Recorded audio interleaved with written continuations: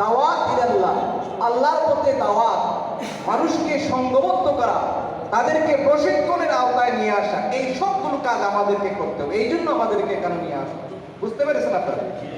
আপনাদেরকে এই যে ঘন ঘন আমরা এইভাবে প্রশিক্ষণ প্রোগ্রামে নিয়ে আসি, টিসিতে নিয়ে আসি, আবার জেলাতে পাঠাই, ওয়ার্কশপে পাঠাই, টিসিতে পাঠাই, আলোচনা চক্রে পাঠাই, এই মূল সবগুলোর কিন্তু জিস্ট হচ্ছে এটাই যে আমরা আমাদের জ্ঞানকে আমরা সমৃদ্ধ করব, পাশাপাশি আমাদের সমাজে যারা আমরা বসবাস করি তাদের সবাইকে আমরা আন্দোলনে নিয়ে আসবো।